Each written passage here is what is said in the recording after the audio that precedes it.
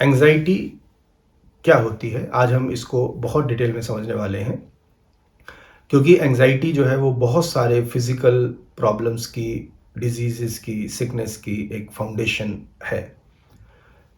और आज बहुत सारे लोग एंग्जाइटी से परेशान हैं, उससे सफ़र कर रहे हैं। तो आज हम लोग एंग्जाइटी को बहुत डिटेल में हम लोग समझने वाले हैं। So my dear friends, I am doctor Pankaj Gupta from conquer the success, having 51 years of life experience and 30 years of work experience. At Conquer the Success, we are committed to take you to new heights of success and unconditional happiness through a 7-dimensional program. And what are the 7 dimensions? It includes trainings, counselings, hypnotherapy, past life regression, life between lives, spirituality, and meditation. So stay connected.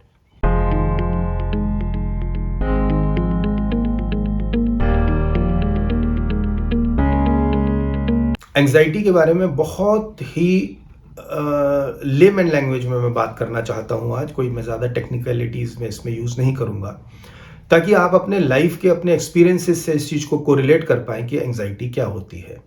सबसे पहले मैं इसको बताना चाहता हूँ कि anxiety का मतलब, जैसे हिंदी में हम लोग बोलते हैं, चिंता।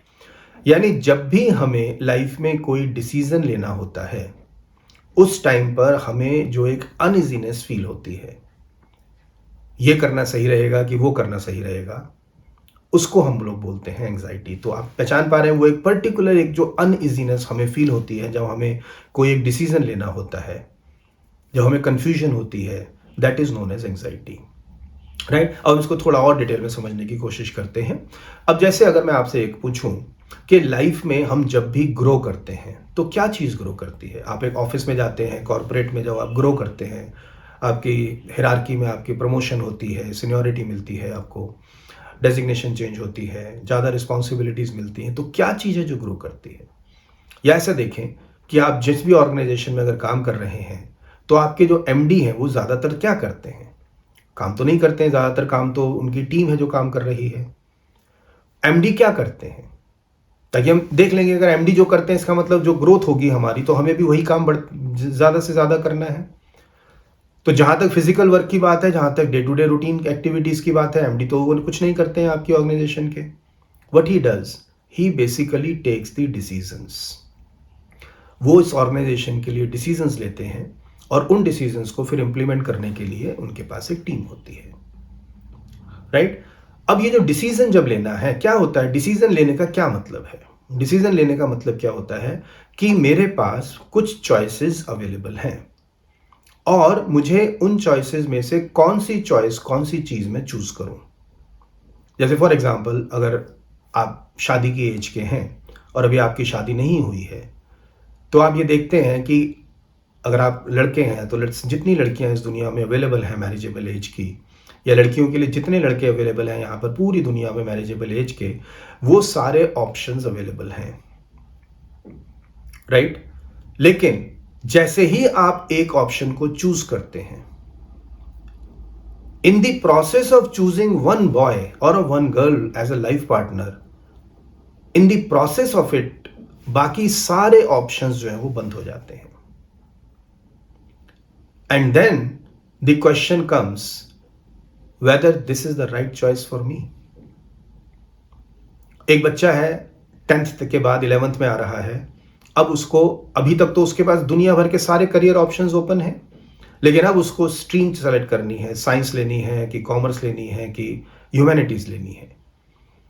अगर उसने साइंस ले ली तो अब उसके पास जितने भी करियर ऑप्शंस कॉमर्स या ह्यूमैनिटीज से आते हैं वो सारे दरवाजे बंद हो जाते हैं। यानी डिसीजन लेने का मतलब क्या है? डिसीजन लेने का मतलब है कि एक रास्ते को चूज करना, और जैसे ही आप एक रास्ता चूज करते हैं तो बाकी सारे रास्ते इन द प्रोसेस बंद हो जाते हैं।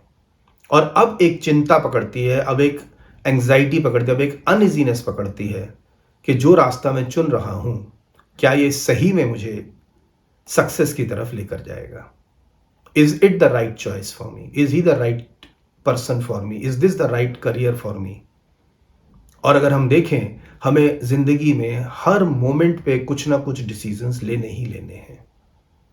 एक छोटा बच्चा है और जब तक वो जिंदा है पूरी जिंदगी उसको चॉइसेस ही करनी। हम कर क्या रहे हैं? हम सिर्फ चूज ही तो कर रहे हैं।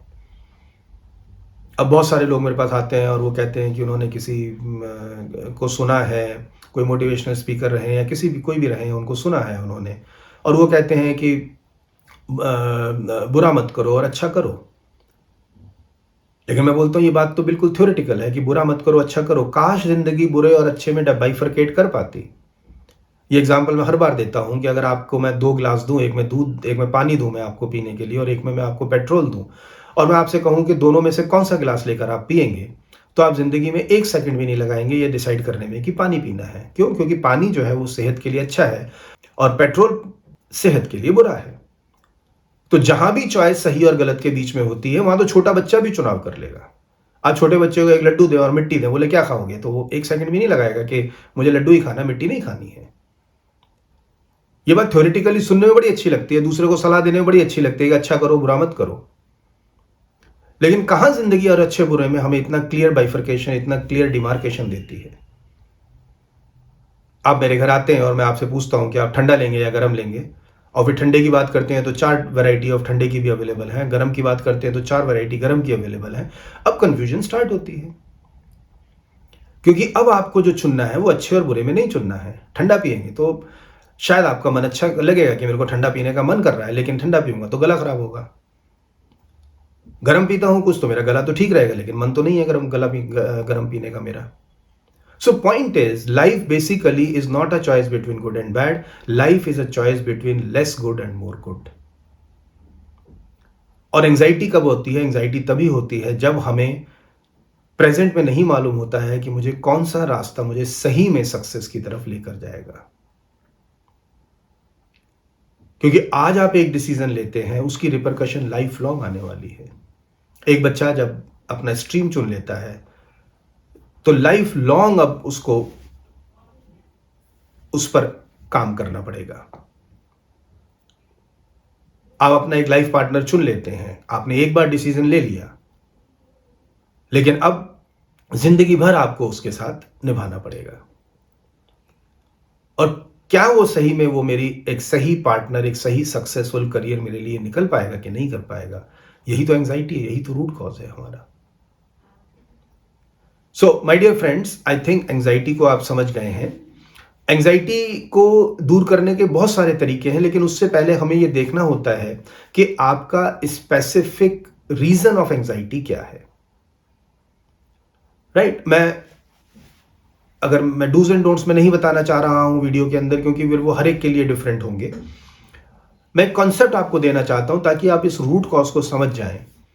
और समझना ही तो है साइकोलॉजी में, काउंसलिंग में, और होता क्या है, सिर्फ समझना ही है। क्यों समझना है? जैसे मैं आपको एक चीज बताता हूं कि अगर आपको फिजिकल लेवल पर कोई बीमारी है तो आप एक डायग्नोज करते हैं। सपोज आपको फीवर हो जाता है, आप डॉक्टर के पास जाते हैं, तो डॉक्टर जो भी ट्रीटमेंट करना है, ट्रीटमेंट से पहले जो भी डायग्नोसिस करना है वो डायग्नोज करके बताते हैं। सपोज आपको एक पर्टिकुलर टाइप का फीवर है। अब प्रॉपर डायग्नोज हो गया, अब आप ठीक नहीं हो जाएंगे, अब आपको उसका ट्रीटमेंट कराना पड़ेगा, एक राइट मेडिकेशन लेना पड़ेगा। So right diagnosis followed by right treatment gives you an improvement at a physical level. लेकिन इमोशनल लेवल पर the right diagnosis is the treatment itself. अगर आप अपनी प्रॉब्लम को सही तरह से डायग्नोज कर पाते हैं तो फिर उसका ट्रीटमेंट ऑटोमेटिकली हो जाता है। जैसे मैं आपको एक एग्जांपल से समझाने की कोशिश करता हूं। आप एक अंधेरे कमरे में जाते हैं और आपको लगता है कि वहां पर एक सांप पड़ा है। अब उसकी वजह से आपको डर लगेगा। जब डर लगने लगेगा तो फिर ऑब्वियस है कि बॉडी पर जो चेंजेस आने हैं, घबराहट होने लगेगी, पसीना आ सकता है, आप वहां से बचकर भागने की कोशिश करेंगे, डंडा लाके मारने की कोशिश करेंगे, टकरा सकते हैं, गिर सकते हैं, सब चीजें होंगी। अब कोई आपके एक मित्र आते हैं कमरे में और वो स्विच ऑन कर देते हैं लाइट को, और आप देखते हैं लाइट मारे, यार ये तो सांप नहीं, तो रस्सी पड़ी हुई है। अब जब आपको ये पता लग गया तो आप देखेंगे आपकी बॉडी के जो सिम्टम्स हैं, जो घबराहट हो रही थी, जो पसीना आ रहा था, वो ऑटोमेटिकली कूल डाउन होने लगेगा। अब मैं आपसे सवाल पूछूं कि जब आपने प्रॉपरली डायग्नोज कर लिया कि ये सांप नहीं है, ये रस्सी है, तो अब उस सांप को बाहर फेंकने के लिए क्या ट्रीटमेंट करेंगे? अब ये सवाल ही इनवैलिड हो जाता है। तो इसलिए मेरी जो हमेशा कोशिश होती है, I am a very educative type of a counsellor, मेरी कोशिश यही होती है कि जैसे ही आप चीजों को डिटेल में समझ पाते हैं, आप डायग्नोज कर पाते हैं अगर अपनी प्रॉब्लम को, तो ट्रीटमेंट हो जाता है। राइट? तो इस कॉन्सेप्ट से अगर आप देखने की कोशिश करें कि ज़िंदगी में आपको कभी भी अपॉर्च्युनिटी सही और गलत की नहीं मिलने वाली है। हमेशा आपको अपॉर्च्युनिटी मिलेगी कम सही और ज़्यादा सही या कम गलत और ज़्यादा गलत में चुनाव करने की।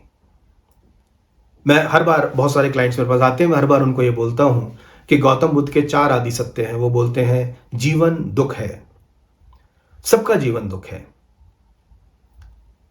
और मैं उनको बोलता हूँ कि गौतम बुद्ध ने देखो बिल्कुल क्लियर कह दिया। उन्होंने कहाँ कहा कि किसी का जीवन सुख है, किसी का दुःख है।